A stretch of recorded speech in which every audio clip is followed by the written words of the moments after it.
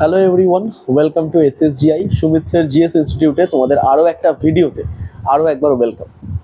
আজকের এই ভিডিওটা আমি যে টপিকটার উপর বানাতে চলেছি সেই টপিকটা অবশ্যই ধৈর্য থাকলে দেখো। আর এই টপিকটা স্পেশালি তাদের জন্য যারা এইচএস দিয়েছো, সদ্য উচ্চ মাধ্যমিকের রেজাল্ট বেরিয়েছে এবং তার সাথে যারা গ্র্যাজুয়েশন করছো। কারণ এই প্রশ্নটা সাধারণত তাদের থেকেই আমি পেয়েছি। যখন আমি ধরো কোনো থিয়েটারের কাজে যাই, কোনো ওয়ার্কশপে যাই, বা তোমাদেরকে যখন কোনো ওয়ার্কশপ করাই WBCS এর হোক কিংবা অন্য কোনো কিছু, সেখানে এই প্রশ্নটা বড্ড থাকে যে স্যার আমার একটা ভাই আছে, আমার একটা বোন আছে, তার এটা জিজ্ঞাসা যে সে কি কলেজে থাকাকালীন কিংবা যখন এইচএস পাস করছে তারপরেই WBCS এর প্রিপারেশন নিতে পারবে? যদি নিতে পারে তাহলে কিভাবে পারবে এবং কে নিতে পারবে না? তো সেই বিষয়টা নিয়ে আজকের এই ভিডিওটা। আমি এটুকু তোমাদেরকে বলতে পারি, এটুকু আমার কমিটমেন্ট তোমাদের কাছে রাখতে পারি, সেটা হচ্ছে এই ভিডিওটা দেখার পর যে সমস্ত ছাত্রছাত্রীরা আজকে এইচএস পাস করে গিয়েছো এবং তাদের মধ্যে WBCS এর একটা আগুন জ্বলছে, অফিসার হওয়ার ইচ্ছে আছে, রাজ্যকে সার্ভ করার, দেশকে সার্ভ করার ইচ্ছে আছে, তাদের জন্য আজকের এই ভিডিওটা। তো চলো ভিডিওটা শুরু করা যাক। তো ভিডিওটা শুরুতেই আমি একটা কথা একটু বলতে চাই, যারা যারা এই মুহূর্তে কলেজে রয়েছো, ফার্স্ট ইয়ারে আছো, সেকেন্ড ইয়ারে আছো, কিংবা কোনো একাডেমিক্সের মধ্যে রয়েছো, কারণ তাদের জন্যই তো ভিডিওটা বানানো। তো তোমরা যারা WBCS অফিসার হতে চাইছো এবং তোমরা চাইছো যে এই সময় প্রিপারেশন শুরু করা যায় কিনা, তো উত্তর কিন্তু এক লাইনে হবে না, উত্তর ইয়েস এবং নো দুটোই হবে। তো এবার কাদের জন্য ইয়েস, কাদের জন্য নো, সেইটার জন্যই আজকের এই ভিডিওটা। আর I can promise you again, এই ভিডিওটার পরে আর ইউটিউব কমিউনিটি কোনো ভিডিও না দেখলেও চলবে।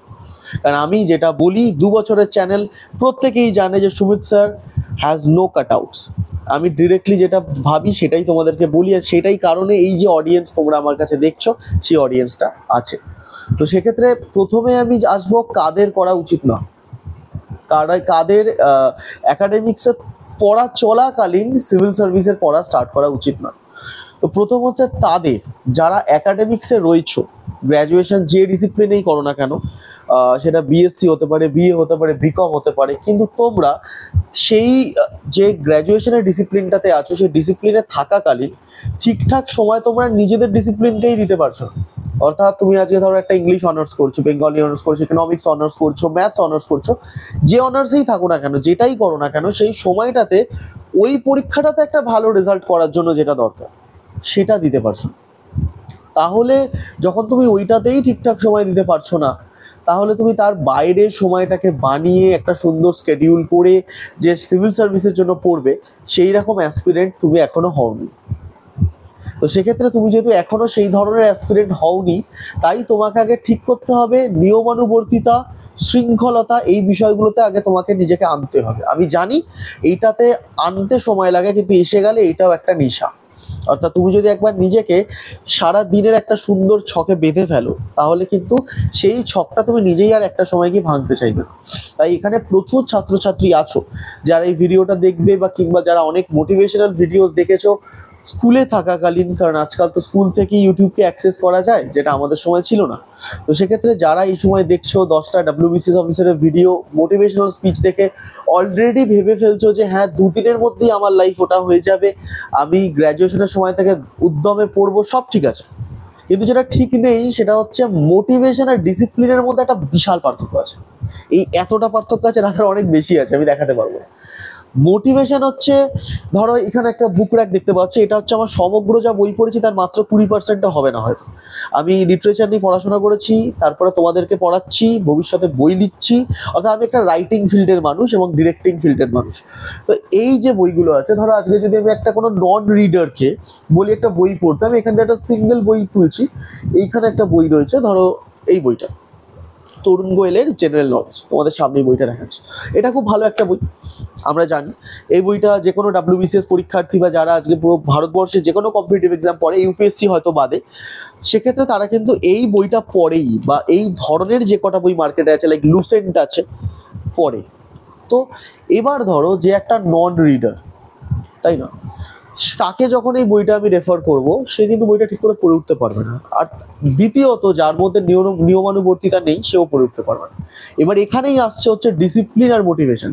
ধরো আজকে যে মানুষটাকে তুমি দেখছো ওই স্টেজে, যাকে তুমি ইউটিউবে এইখানে দেখছো, যে মানুষটা আজকে তোমাকে মোটিভেট করছে, তোমাকে একটা বিষয় বুঝতে হবে, মানুষটা তো তোমাকে মোটিভেট করলো যে তুমি WBCS অফিসার হবে, কিন্তু মানুষটা WBCS অফিসার হওয়ার আগে অসংখ্য পরিশ্রম করে এসেছে। সে কিন্তু সেই পরিশ্রমের কাহিনীটা বলছে। এবার এই পরিশ্রমের কাহিনীতে তার কিন্তু ডেডিকেশন ছিল, সে প্রবল ডেডিকেটেড ছিল। এবার তোমাকে বুঝতে হবে যে তার যে ওই 30 সেকেন্ডের শর্টস বা ওই তার যে 10 মিনিটের ভিডিওটা তুমি দেখছো, সে কিন্তু ওই 10 মিনিটের ভিডিওটাতে আসার জন্য নিজের জীবনের হয়তো 2 বছর 5 বছর তার থেকেও বেশি সময় রক্ত জল করেছে। সে হয়তো রাতের পর রাত পড়েছে। এইরকম কত বই সে যে শেষ করে ফেলেছে, কতবার যে রিভিশন করেছে, তার কোনো লিমিটেশনস নেই। তো সেক্ষেত্রে মোটিভেটেড হওয়ার মধ্যে কোনো ভুল নেই। আমিও কাউকে না কাউকে দেখে মোটিভেটেড হয়েছি। যখন প্রথম ভেবেছিলাম ফিল্ম মেকিং করবো, সত্যজিৎ বাবুকে নিয়ে পড়াশোনা করি। প্রথম যখন ভেবেছিলাম যে আমি অনার্স পড়াবো, আমি তোমাদেরকে গাইড করবো WBCS এ, কোনো না কোনো মেন্টরকে দেখে মোটিভেট হয়েছিলাম। তো সেখানে মোটিভেশন ইজ ডিফারেন্ট, কিন্তু ডেডিকেশন আর ডিসিপ্লিনটা বজায় রাখতে গেলে কিন্তু সেইখানে একটাই মোটিভেশন কাজ করবে, দ্যাট ইজ সেলফ মোটিভেশন। আর সেলফ মোটিভেশন কখন কাজ করবে? যখন তোমার কাছে একটা প্রপার রিজন থাকবে। তাই তুমি গ্র্যাজুয়েশনে থাকো না কেন, তুমি স্কুলে থাকো না কেন, if you really want to be a WBCS officer, তাহলে কিন্তু তোমাকে মোটিভেশনের বাইরে গিয়ে সেলফ মোটিভেশনটা তৈরি করতে হবে। এবং সেলফ মোটিভেশন তৈরি করতে গেলে সবার আগে দরকার ডিসিপ্লিন। আর সেই ডিসিপ্লিন তোমার একাডেমিক্সে আগে আনতে হবে, তারপরে গিয়ে তুমি WBCS হতে চাও, পাইলট হতে চাও, সব পরের কথা। আগে তোমাকে তোমার একাডেমিক্সে ডিসিপ্লিন আনতে হবে। কারণ আমি এমন একজন মেন্টর এই পশ্চিমবঙ্গের যার একাডেমিক্সও খুব ভালো। তো সেক্ষেত্রে আমি একাডেমিক্সটাকে কেন জোর দিচ্ছি ভিডিওটা লাস্টে বলবো। যদি এই মুহূর্তে ভিডিওটা পুরোটা দেখে ফেলো, তুমি ভিডিওটা দেখার পর কমেন্ট করে জানাবে যে সত্যি তুমি একটা কাজের ভিডিও দেখেছো আর আমি তোমার সময় নষ্ট করিনি। তো সেক্ষেত্রে যারা এখনো অবধি নিজের একাডেমিক্সেরই ডেলি প্ল্যানিং করে উঠতে পারো, নিজের টিউশনের ডেলি প্ল্যানিং করে উঠতে পারোনি, তারা কিন্তু প্লিজ WBCS এর মতো কোনো এক্সামের প্রিপারেশন এই মুহূর্তে একদমই শুরু করো না। It will be deadly, it will be harmful for you. আমি ক্লিয়ারলি জানিয়ে দিচ্ছি। কারণ তুমি যদি আজকে নিজের যেটা প্রেজেন্ট পড়া সেটাকেই না ঠিক করে তুমি ম্যানেজ করতে পারো, কন্ট্রোল করতে পারো, তাহলে তুমি WBCS এর পড়া কন্ট্রোল করে উঠতে পারবে না। কারণ একটা সময় কি দুটো ক্ল্যাশ করবে এবং দুটোই ভেঙে যাবে। এবার কাদের করা উচিত? এটা তাদের করা উচিত যারা ঠিক এটার উল্টোটা। অর্থাৎ এরকমও ছাত্রছাত্রী পাবে, আমাদের সময় তো ছিল, আমরা নিজেরাই ছিলাম। এইরকম ছাত্রছাত্রী পাবে যারা জানে যে আমার WBCS এ এই পড়তে হবে, এরকম একটা পড়াশোনা শুরু করতে হবে, এবং তার সাথে সে জানে যে রেগুলার আমি 3 ঘন্টা একাডেমিক্সে দিলে আমি 2 ঘন্টা BCS দিতে পারবো, এবং তারপরেও আমার যে জীবনটা বাঁচছে সেটাকে আমি বাঁচতে পারবো। মাথায় রেখো, পৃথিবীতে যে কোনো চাকরি তোমার জীবন গড়ে দেওয়ার একটা পার্ট, পুরো জীবন নয়। কিন্তু আমি জানি হয়তো এই কথাটা শুনতে অবাক লাগবে, কিন্তু এই কথাটা তাদের জিজ্ঞাসা করো যারা আজকে সরকারি চাকরি পেয়ে হয়তো 10 বছর হয়ে গিয়েছে, বা যারা অন্যান্য ফিল্ডে আছেন, যারাও হয়তো সরকারি চাকরির লাইনে কখনো আসেননি। কারণ আমি সরকারি চাকরির জন্য পড়াচ্ছি মানেই এই নয় আমি তোমাকে সবসময় বলবো তুমি যাই হোক না কেন তুমি ছেড়ে সরকারি চাকরিতে আসো। I am not one of them. তো সেক্ষেত্রে তোমাকে এটা বুঝতে হবে যে জীবন অনেক বড়, জীবনটা বাঁচার। আর কলেজ জীবন কিন্তু তার থেকেও বড়। ওই সময়টাতে তুমি মেমোরি একঠা করবে, you will gather memories, moments হবে যেটা ভবিষ্যতে মেমোরিজ হয়ে যাবে না। তো সেক্ষেত্রে 3 ঘন্টা বা 4 ঘন্টা করে তুমি তোমার একটা স্কেডিউল বানাও, যেখানে তুমি তোমার কলেজের পড়াশোনাটা করবে। কলেজের পড়াশোনাটা করার পরে তুমি WBCS এর পড়াশোনাটা রাখবে সেটেলড ওয়েতে, এবং তারপরে যাতে তুমি তোমার স্কিল ডেভেলপমেন্ট করতে পারো, এবং যাতে তুমি তোমার জীবনটা বাঁচতে পারো। কারণ তারপরে তুমি সময় পাবে WBCS পড়া।